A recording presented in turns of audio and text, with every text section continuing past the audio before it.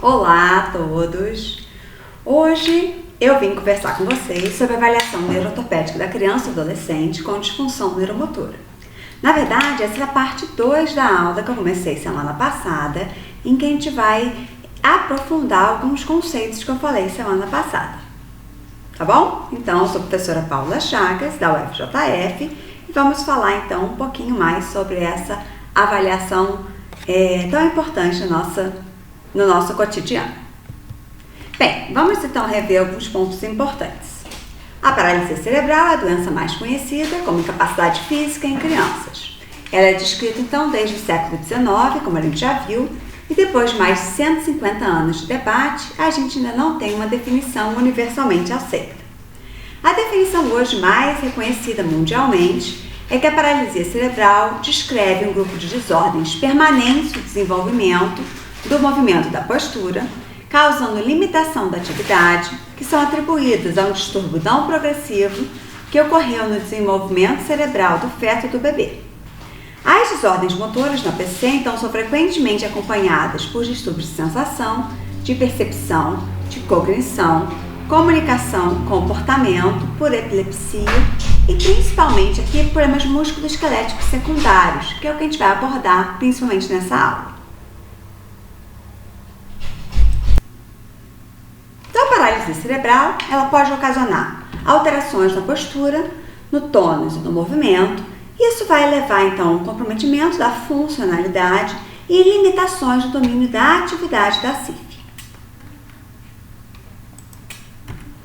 As lesões, então, encontradas na PC, elas geralmente são classificadas como primárias, aquelas que são oriundas diretamente das lesões do sistema nervoso central, secundárias, que são aquelas que vão vir, então, decorrentes das complicações do aparelho locomotor, que é o que a gente vai focar aqui na nossa avaliação hoje, ou seja, nos desvios da função, nas contraturas musculares, nas deformidades que podem vir sendo instaladas ao longo do tempo.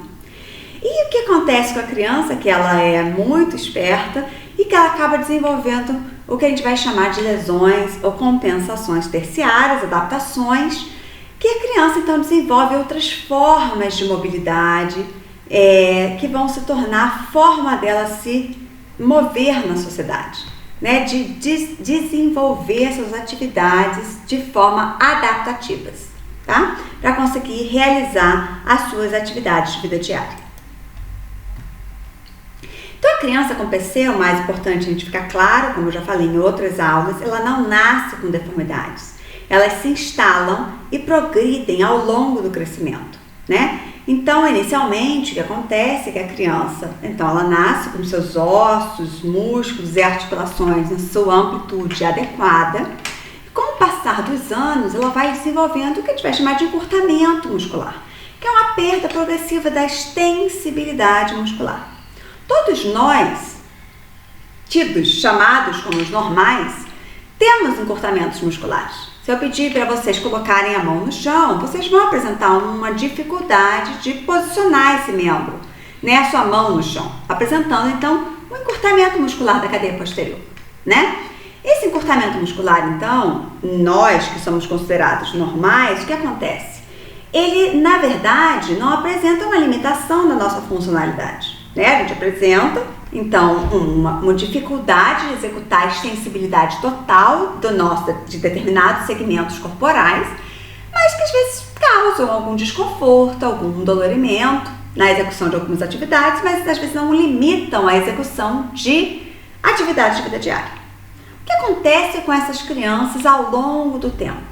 Esses encurtamentos musculares, eles vão evoluindo, que a gente vai chamar de deformidades dinâmicas ou móveis, também conhecidas como contraturas, né? Essas contraturas, então, elas começam a limitar a amplitude de movimento, né? Elas começam a contribuir para uma complicação e uma limitação articular, né? Quando elas começam a complicar e contribuir, então, para limitações articulares, elas se tornam, então, progressivamente mais graves, podendo, então, evoluir para deformidades, que a gente vai chamar de deformidades fixas ou rígidas.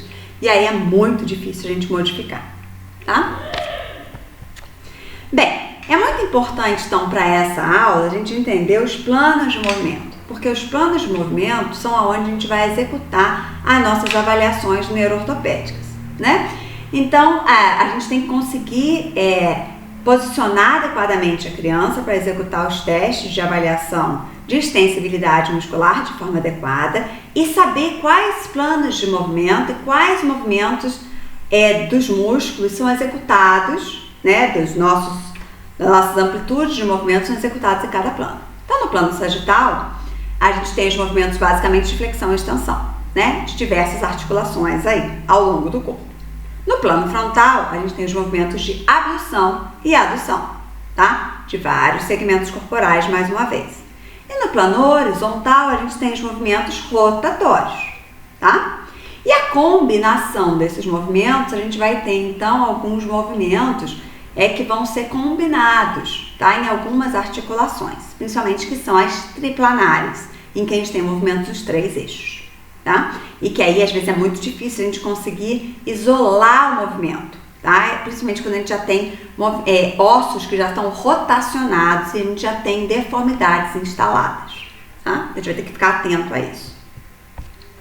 Bem, o que acontece como principais alterações motoras na criança com quadriplegia do tipo então BC bilateral, tá? A gente observa, então, que essa criança tende a evoluir com padrões, então, flexores de membro superior, que a gente chama, ou seja, ela tende a ficar com os membros superiores mais fletidos, né, em rotação interna, adução, tá? Os punhos em flexão, com os dedos fletidos e o polegar aduzido, tá? O membro inferior, ele tende a ficar em padrão de tesoura, tá? E com isso o quadril tá rodado internamente, tá ligeiramente fletido, tá? E aduzido. Os joelhos estão em semiflexão e o pé, o tornozelo, também tá em plantiflexão e em inversão, tá? Que é o que a gente vai chamar de valgismo do tornozelo, tá? É o pé equinovalvo, tá? Na criança diplégica, do tipo PC bilateral, geralmente a gente observa que o tronco tem uma certa flexão, uma cifose, principalmente tóraco-lombar, uma retroversão pélvica, e ela somente reproduz o padrão da criança com PC bilateral nos membros inferiores, tendendo então aí a apresentar o quadril em semiflexão, adução e rotação interna, os joelhos em semiflexão, o tornozelo em padrão de equinoval. E na criança com hemiplegia ou PC unilateral, a gente observa como se fosse um espelho da criança com PC bilateral, só que apenas de um lado, né? Então ela tem flexão do cotovelo, adução desse ombro, né? Ela tem um padrão de rotação interna de pronação do antebraço, de adução do polegar, de flexão de punho, né? Uma rotação interna de quadril com flexão desse quadril, uma semiflexão de joelho e um equinismo com inversão do pé, tá? E às vezes garra dos dedos.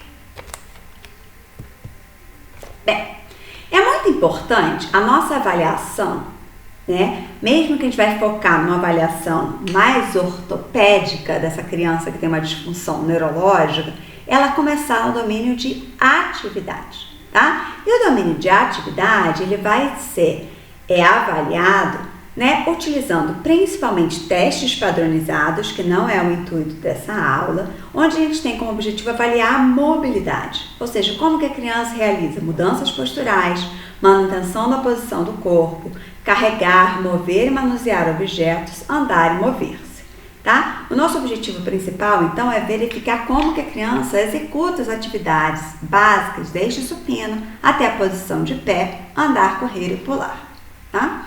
Então, um teste mais utilizado em crianças com paralisia cerebral na literatura é o Gross Motor Function Assessment, Measure, que é o GMFM, tá? A medida da função motora grossa. No cuidado pessoal, a gente tem, por meio de entrevista, né, a gente vai verificar diversas atividades também de mobilidade no ambiente, atividades diárias, social cognitivo, responsabilidade. E o teste mais empregado na literatura é o PET e mais atualmente o PEDCAT, ok? Então, eu indico que vocês busquem se capacitar nesses dois instrumentos, principalmente para crianças com disfunção neuromotora. Então, aí, né, a gente tem que estar empregando a avaliação no domínio de atividade, nas diversas posturas, então supino, prono, decúbito lateral, tracionado para sentar, sentado, gatas, ajoelhado, semi-ajoelhado, de pé, marcha, correr e pular, né? Indico aí a leitura do capítulo do livro Fisioterapia em Pediatria, da Evidência Prática Clínica, o capítulo escrito por Ana Cristina Camargos e colaboradores, sobre paralisia cerebral, que traz aí diversos instrumentos que podem ser utilizados, então, para avaliação do domínio de atividade da CIF. Bem, agora focando na avaliação da estrutura em função do corpo, a gente tem, então, as funções, começando com as funções neuromusculoesqueléticas e relacionadas ao movimento, tá? Então, as funções relacionadas ao tônus, as funções relacionadas à mobilidade e à estabilidade dos ossos e articulações, como amplitude de movimento e alinhamento biomecânico, as funções relacionadas à força e à resistência muscular e as funções relacionadas ao padrão de marcha, tá? Então, vamos falar um pouquinho sobre cada um deles. Bem, na avaliação de tônus, a gente tem aí os testes clássicos utilizados, como manobra de Echarpe, ângulo poplíteo, palpação, abdução brusca dos membros inferiores, tá? Testes que são utilizados com mobilização passiva rápida para a gente verificar a resistência percebida a esses movimentos, tá? E o teste mais empregado na literatura científica para quantificar as mudanças de tônus, né, durante as intervenções é a escala modificada de Ashworth, em que a gente vai realizar movimentação passiva rápida de membros superiores e membros inferiores, tá?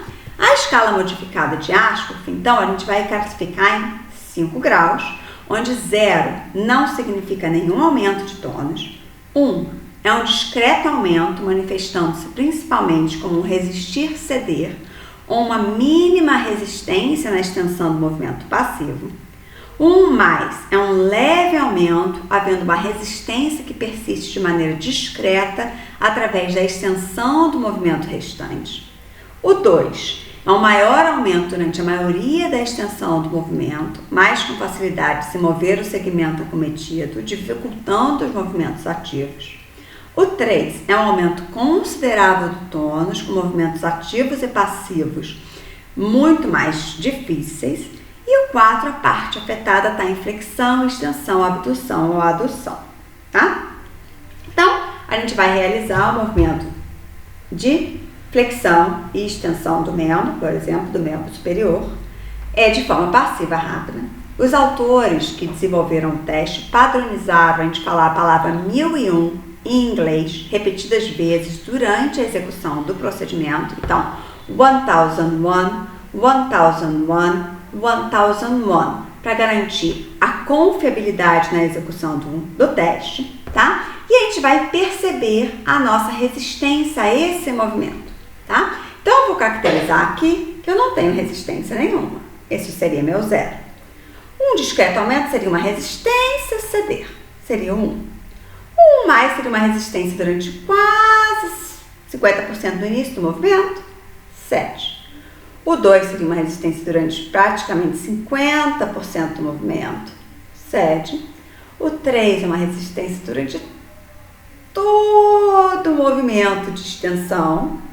E o 4, eu não consigo mover o meu membro, tá? Então, com isso, eu consigo perceber já o quanto que o tônus já está trazendo de complicações na minha amplitude de movimento e na minha extensibilidade muscular.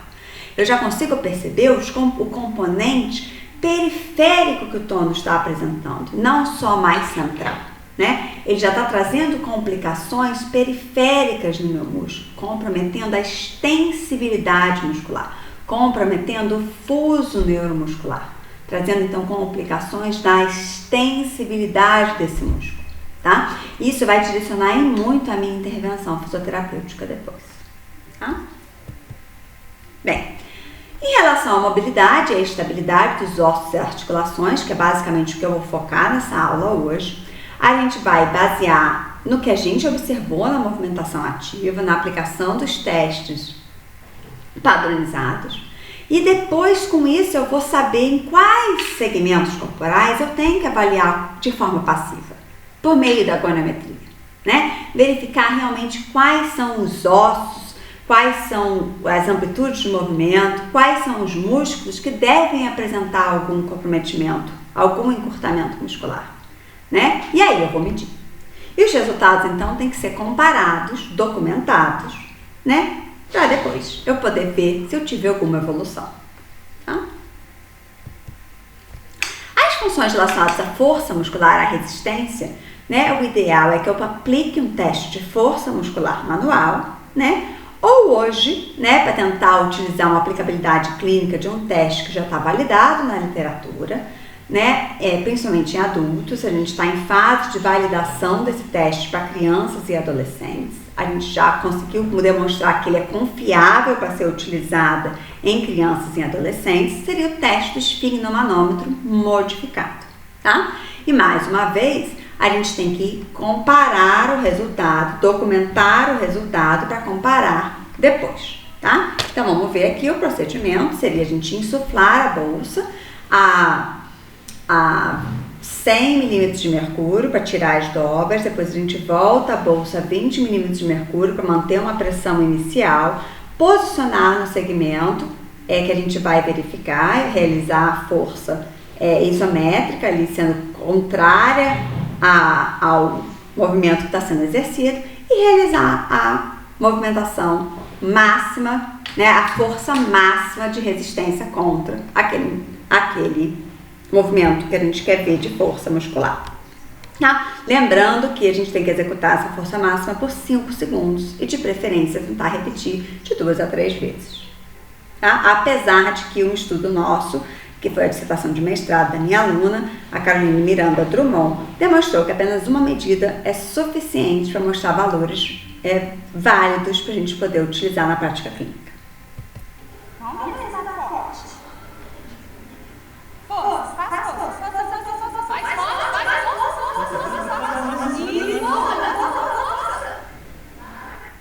Tá? Então esse seria um movimento de flexão de ombro, ok? Bem, agora a gente focando no objetivo da avaliação ortopédica, de investigar o aparelho locomotor, né, a função e procurar por alterações provocadas pela lesão cerebral, vamos então focar na avaliação da amplitude de movimento na extensibilidade muscular dos membros inferiores. Tá? Então eu vou passar pelas principais articulações dos membros inferiores e os movimentos que a gente tem que executar de forma passiva para tentar verificar a sua amplitude, tá? E a extensibilidade. Bem, em termos de coluna vertebral, a gente principalmente quer tentar avaliar as curvaturas, a presença de deformidades, a mobilidade, né? É muito comum essas crianças evoluírem com escoliose, né? E a escoliose vai trazer complicações no sentar, na manipulação, né? De diversos objetos, na capacidade respiratória e na qualidade de vida, tá? Uma forma simples de a gente tentar executar essa medida seria através do uso daquela régua flexível, parece uma reguinha quadradinha, né? E posicionar a criança então numa posição confortável, sentada, né? E a gente tentar fazer isso sem apoio, se for possível, se não for possível, fazer com o mínimo apoio possível. A criança sentada, né? E a gente verificar qual o posicionamento então que ela fica de maneira estável e confortável pelo máximo de tempo que ela permanece. E verificar a postura, né? A gente posiciona a régua na coluna vertebral, marcando os segmentos corporais, aonde que começa, né? Onde é C7, aonde é T1, e reproduz esse traçado dessa régua no papel, na folha 4, tá? Marcando então como é que estava essa angulação, né? O quanto de flexão ela tinha, o quanto de extensão ela tinha na lombar, né? Depois que a gente trabalha, então durante a nossa terapia, nosso objetivo de extensão de tronco, de melhora de controle de tronco, que a gente traçar aí de objetivo terapêutico, a gente reproduz a mesma postura e reavalia da mesma forma e vê se a gente conseguiu executar, melhorar de alguma forma essa mobilidade de tronco aí, essa curvatura, tá? É outro instrumento que a gente tem aí bem documentado na literatura para tentar ver melhora desse aí já é mais do controle do tronco, é o sático, tá? Então recomendo que vocês verifiquem esse instrumento, SATCO, tá? Já está validado e traduzido para o português do Brasil. Bem, em relação ao posicionamento da pelve, é uma preocupação muito grande com a gente, com a retroversão pélvica ou com a forte antiversão pélvica que algumas crianças apresentam, tá? E é importante a gente avaliar a báscula pélvica, tá? A báscula pélvica, então, a gente pode realizar pelo plano sagital ou pelo plano frontal, né? Então, a báscula pélvica, que seria, então, a anti-retroversão no plano sagital, a gente vai medir de duas formas, pelo ângulo de Harvey ou pelo ângulo sacral. E a obliquidade pélvica pelo plano frontal, então a gente vai verificar se tem uma pelve mais elevada do que a outra, tá? Bem, o ângulo de Harvey, então a gente vai medir pelas espinhas ilíacas antero-superior e a espinha ilíaca póstero-superior, tá? À medida que elas se colocam no espaço numa postura relaxada. A gente vai posicionar os braços do goniômetro entre uma espinha ilíaca antero-superior e a póstero-superior. E a gente vai posicionar o inclinômetro sobre o braço do goniômetro, tá? Vou mostrar para vocês o que é um inclinômetro, não sei se a maioria de vocês conhece, tá? É um instrumento muito utilizado em engenharia, tá? Ele é fácil de ser comprado, geralmente a gente acha ele em lojas de engenharia, em lojas de construção. O objetivo dele é justamente medir nível, tá? Ou seja, ver se superfícies estão niveladas, tá? Então, a gente consegue adquirir esse instrumento em lojas de construção. É mais barato do que a gente comprar em lojas de fisioterapia, tá? Alguns equipamentos, como celulares, smartphones, têm inclinômetros instalados. E tem alguns aplicativos hoje que também têm inclinômetros para medir essa mobilidade, tá bom? Então, tá aí.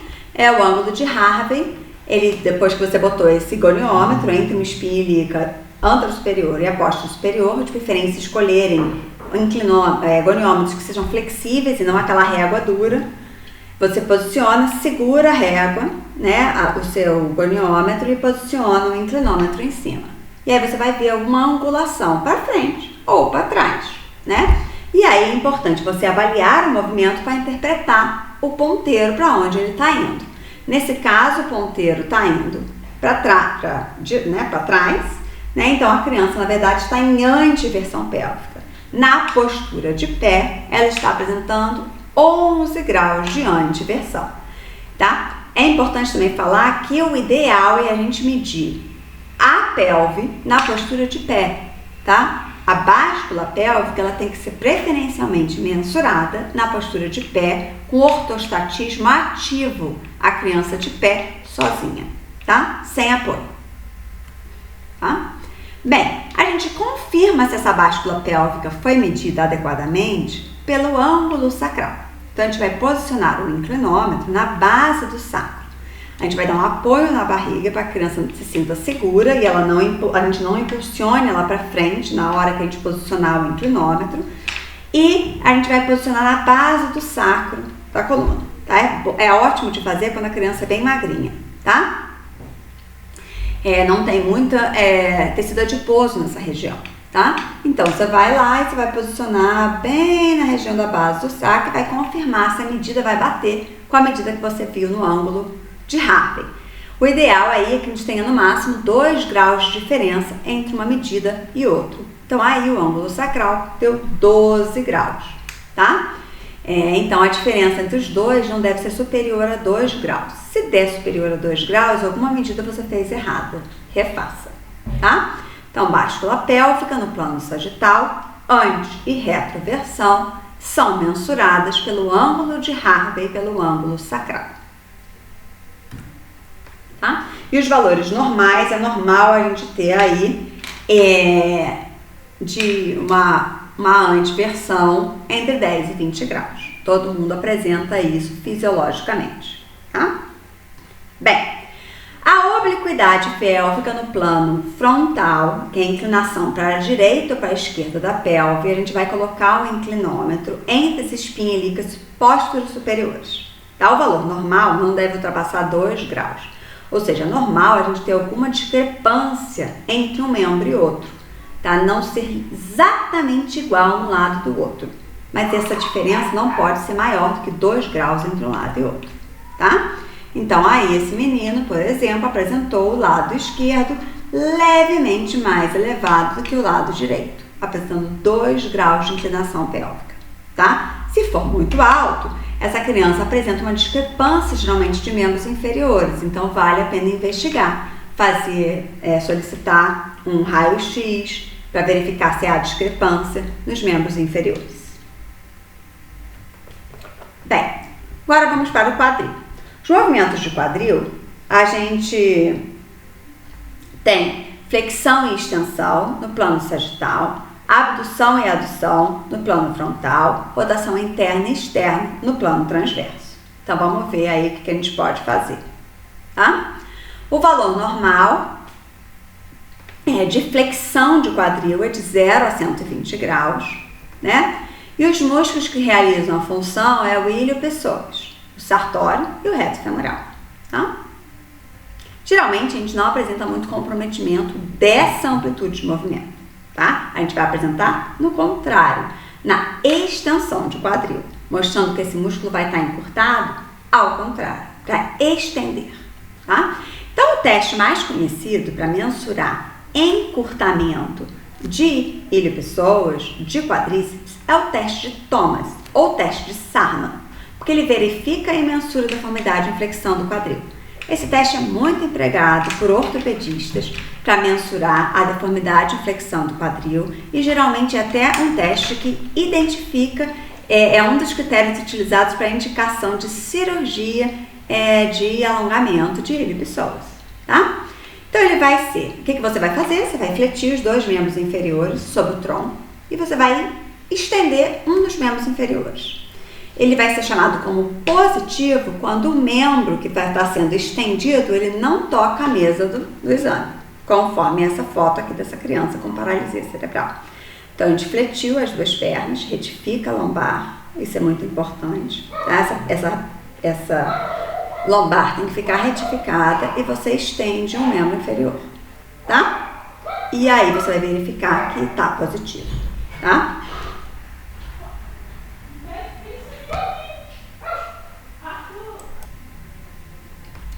Para fins de comparação, é imprescindível que além de você documentar como positivo ou negativo, a gente mensure essa angulação pelo goniômetro, né? Então, a gente mensura aqui, a gente posiciona o braço longo do goniômetro aqui junto com o tronco, o fulcro do goniômetro aqui no trocânter maior e o braço móvel do goniômetro aqui junto com a perna, né? Com o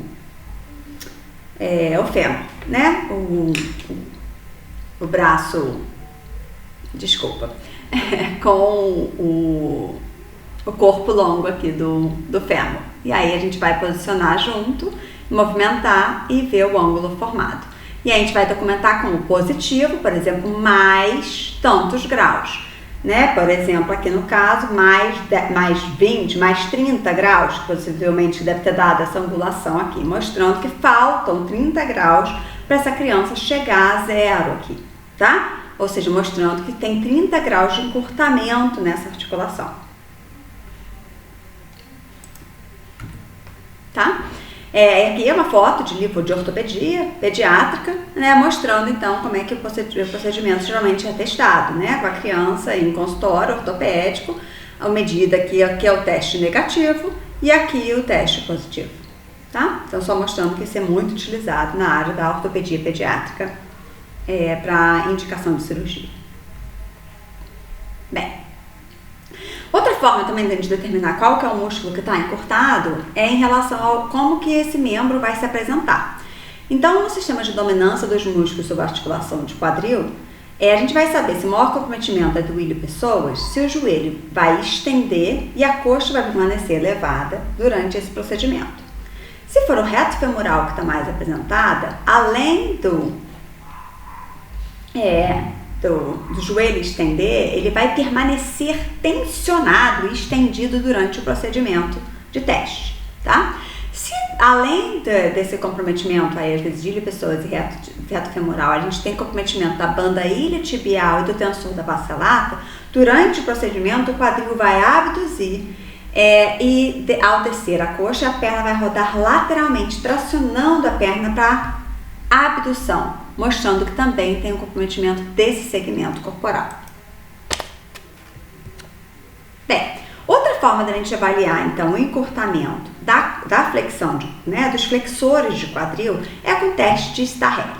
Esse teste já é um teste não tão amigável para as crianças, porque geralmente elas não gostam de ficar em prono, tá? Ainda mais com esse posicionamento, porque a criança tem que estar em prono, né? É apoiada somente pelo tronco, tá? E com o quadril para fora da maca, tá? Então, realmente não é um posicionamento que as crianças gostam muito, tá? Apesar disso, a literatura traz que é um teste mais sensível e de mais facilidade de reprodutibilidade, tá? Então, a pelve vai ser estabilizada, você vai estender o quadril até você começar a observar que a pelve está compensando esse movimento, e a deformidade vai ser também mensurada pelo ângulo formado aqui pelo tronco e pela a perna que está sendo estendida, tá? Então, também você vai posicionar seu goniômetro nessa região, tá? Então, tá aí. Então, se o joelho ficar em extensão, você vai avaliar a contratura de ilho-pessoas, e com o joelho em flexão, você vai avaliar a contratura de quadríceps. Tá? Bem, a deformidade em flexão dos quadris, ela é muito compensada durante o ortostatismo e a marcha pela hiperlordose, né? E quando existe a compensação maior do que é permitido pelos movimentos da coluna, geralmente a criança inclina o tronco anteriormente e flete os joelhos, tá? Então é muito complicado a gente avaliar somente uma articulação. Isso tem que ficar muito claro quando a gente está falando, principalmente de crianças que deambulam, né? E isso é principalmente importante quando a gente avalia crianças com profissionais que às vezes não são específicos da área, né? Por isso a importância de a gente ter profissionais especializados na área de avaliação ortopédica infantil, tá? Então, uma alteração comum nessas crianças é a evolução para uma marcha agachada, que é chamada de crouch gait. Então, a gente tem que avaliar as funções relacionadas ao padrão de marcha, ou seja, como que essa criança está andando, qual a forma de deambulação, né? Então, por exemplo, o teste de caminhada, né, de 10 metros, a forma como essa criança está andando, nos diz muito sobre quais movimentos, né, quais músculos, né, qual a forma que ela está compensando as alterações biomecânicas que ela está apresentando, tá? Lógico, uma avaliação estática nunca vai nos dizer tudo sobre a dinâmica e a biomecânica dessa criança, né? Por isso a importância de uma avaliação dinâmica da marcha, tá? E às vezes o que acontece? Você vai, indica uma cirurgia, um alongamento muscular, às vezes até um alongamento multinível, na maioria das vezes, isso cansa até piora o padrão de marcha. Isso é muito comum, porque na verdade ela usa desses mecanismos, né, do padrão de marcha agachada, porque para ela é o melhor recurso disponível. Então, é o que para ela é melhor, né? E aí você tirou todas as estratégias dela. Você foi lá e cortou todos os músculos que ela usa. Então, ela vai ter que reaprender uma nova capacidade de executar essa atividade.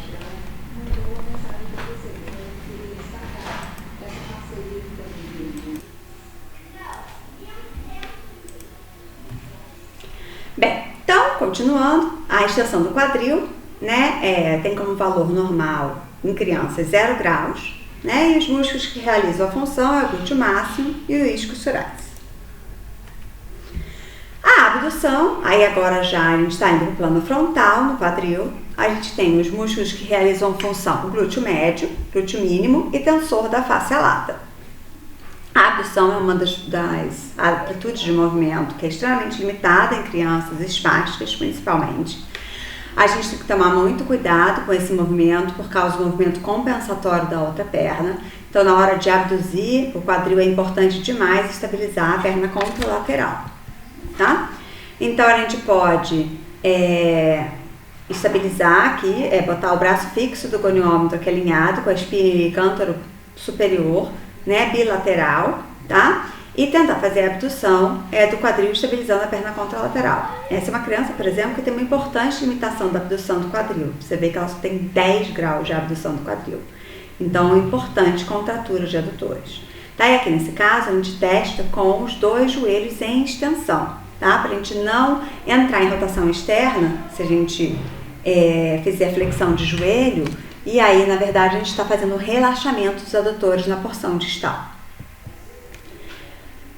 Pode ser feita assim, com o joelho em flexão ou em extensão, mas mais uma vez a gente aí pode estar relaxando esses adutores na porção distal.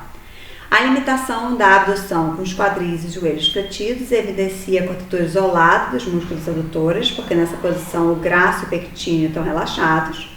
E a limitação da abdução com os quadris e joelhos estendidos mostra a participação do graço e pectíneo na limitação do movimento na deformidade em adução do quadril, conforme eu acabei de explicar. Bem, um movimento de adução, o valor normal é entre 20 e 30 graus. A gente tem os músculos que realizam a função, os músculos adutores, magno e longo e magno curto, e os músculos pectíneo e grácil. O ideal, então, é a gente tentar fazer a adução do quadril por baixo da outra perna.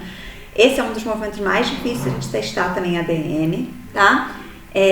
Eu acho muito complicado a gente conseguir limitar essa perna por cima aqui. A gente tem que estabilizar essa perna para poder fazer a adução da perna que está em teste, tá bom?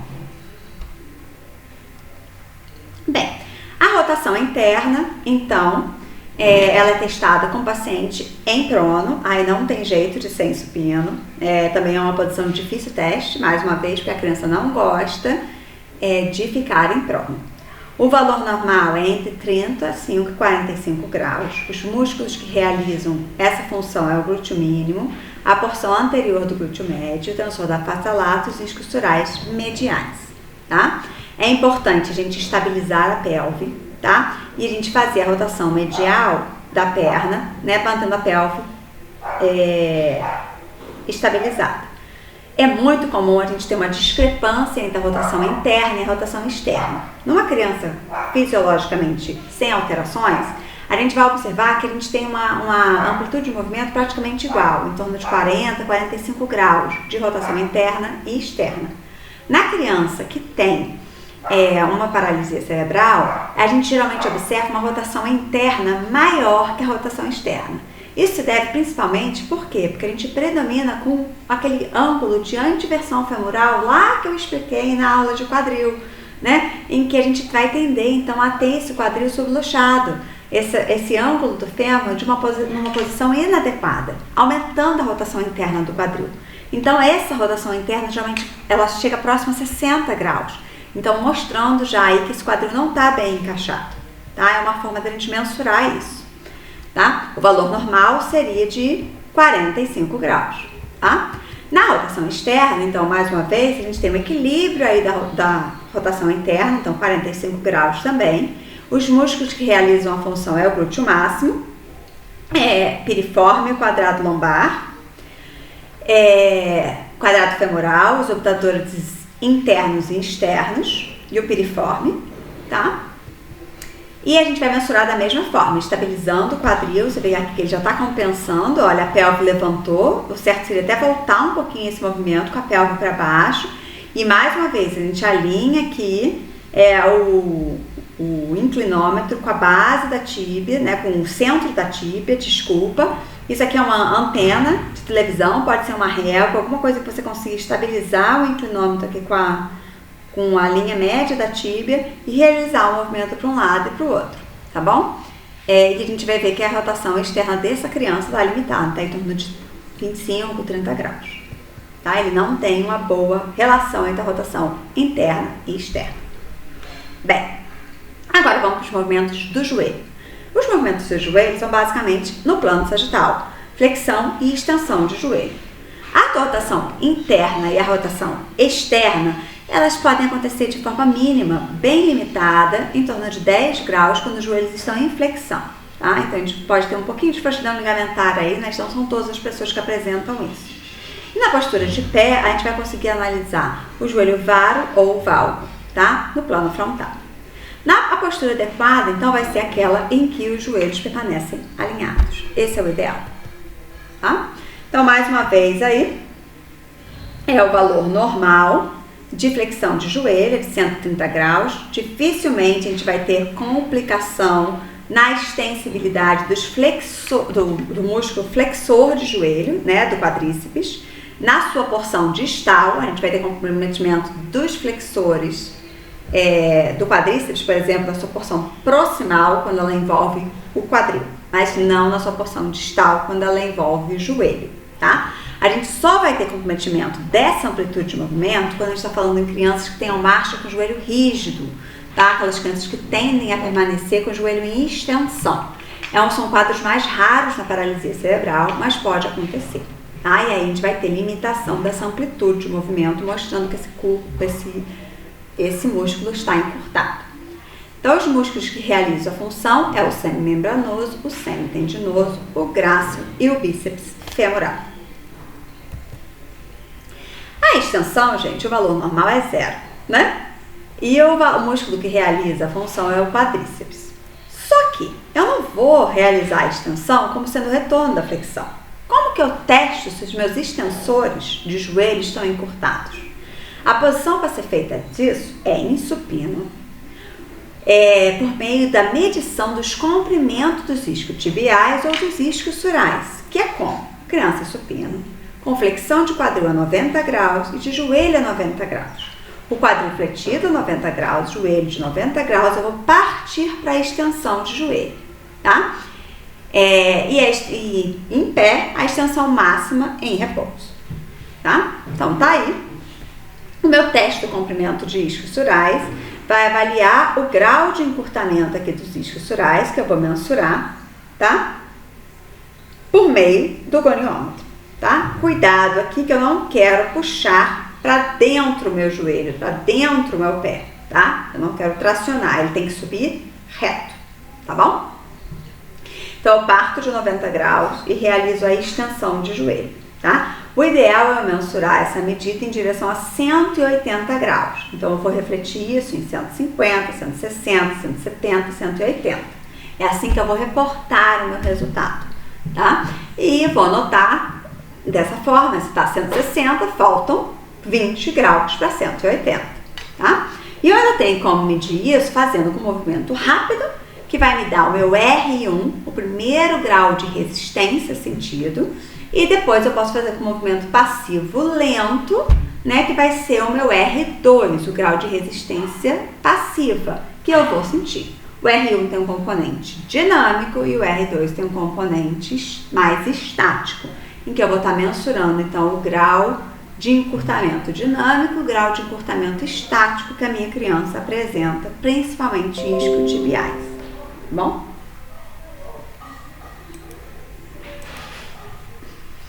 Bem, a avaliação da extensão do joelho na postura de pé, tá? Vai avaliar as compensações que essa criança apresenta, se ela mantém esse joelho em flexão, se ela mantém esse joelho em hiperextensão. Vai avaliar a fraqueza muscular de quadríceps, ela vai me dar alguns parâmetros para eu avaliar e conjecturar sobre as possíveis complicações que essa criança apresenta nessa postura, tá? Hiperextensão recurvada de joelho também pode ser uma compensação de pés equinos. Então, tudo isso eu vou documentar, escrever e avaliar no total, no geral da minha avaliação dessa criança, tá? E no plano sagital, eu posso avaliar também se o joelho está varo ou valgo, né? Medindo aqui com o goniômetro o grau de inclinação desse joelho, para eu também avaliar o quanto de inclinação eu tenho, se pode melhorar ou não pós-terapia. Bem, por fim, no tornozelo e pé, eu tenho no plano sagital a flexão dorsal ou dorsiflexão e a flexão plantar ou plantiflexão. No plano frontal, a inversão é a eversão e no plano transverso, o varo e o valgo, tá? A flexão dorsal com o joelho estendido, idealmente deve ser feita em prono, o valor normal é de 20 graus e o músculo que realiza a função é o tibial anterior. Esse é um movimento uma amplitude de movimento extremamente importante. Para quê? Para marcha. Nós precisamos, aos 8 anos de idade, de 15 graus de dorsiflexão ativa para conseguir fazer o choque do calcanhar durante a marcha, tá? Então, a gente pensar na importância de eu ter uma amplitude de movimento com extensibilidade de dorsiflexores, me fala sobre a importância dessa amplitude de movimento na marcha, tá? E com o joelho fletido, né, aos 4 anos de idade, o ideal é que eu tenha pelo menos 15 graus dessa amplitude. Geralmente, com o joelho fletido, eu aumento a amplitude de movimento para 30 graus. Tá? Mas 15 graus são suficientes, por exemplo, para eu passar de sentado para levantar, tá? Então, se eu medir esse movimento em prono e eu conseguir pelo menos 15 graus, eu já sou capaz de executar a atividade sentar e levantar com êxito, tá? E eu ainda posso verificar a flexão dorsal do pé ativa, que vai me informar sobre a flexão e a força muscular. Sobre a força muscular dos flexores dorsais do pé. Tá? Bem, a flexão plantar, o valor normal é 35 graus, aí 35 graus é a partir de 90 em direção à plante. Os músculos que realizam é o gastrocnêmio e o sóleo, os fibulares e o tibial posterior, tá? Então, são movimentos que eu tenho que verificar se estão preservando a sua amplitude. A deformidade em equino é a deformidade mais frequente na paralisia cerebral e ela é causada pela espasticidade ou pela contratura do tríceps sural. Ela pode estar associada ou não à fraqueza da musculatura flexora do pé, às úlceras de pressão, dificultando a marcha, que são as compensações, e impossibilitando o uso de órteses. Na inversão, eu tenho o valor normal de 20 graus, que é feito pelo tibial posterior, e a eversão, valor normal de 40 graus, feito pelo fibular longo e fibular curto. Posso medir isso com goniometria, não é uma medida fácil de ser realizada, mas é importante eu verificar se essa amplitude, essa mobilidade do pé é feita, principalmente no ortostatismo, se a criança consegue fazer as reações posturais do pé, ou seja, se ela apresenta mobilidade nos planos, no plano transverso do pé, fazendo essa mudança de pronação para eversão, do varo para o valgo, tá? Mostrando que ela tem essas reações posturais do pé. A maioria das crianças, infelizmente, fica plantada em pronação, tá? Ela tem pouca mobilidade do pé, porque às vezes ela não tem nem arco longitudinal do pé formado. Bem, os pés varos mostram uma espasticidade ou contratura dos músculos tibial posterior e tibial anterior, que pode ter uma ação isolada ou conjunta. O varo equino-calvo, com o pé equinovaro. Uma contratura ou espasticidade do tibial posterior, com uma marcha em rotação medial ou na fase de balanço. E é muito comum em hemiplégicos, tá? São as crianças que mais apresentam esse tipo de alteração, tá? Os pés valgos já são os pés que a gente observa nas nossas crianças de complicação mais comum. Eles apresentam continuamente contratura dos músculos fibulares e uma compensação do equinismo. Os pés têm essa aparência de derramado, desabado, né? Eles praticamente não têm arco plantar formado. Podem ser confirmados por raio-x e é muito comum em quadriplégicos e diplégicos, aquele pé chapado no chão, sem arco plantar formado. Tá?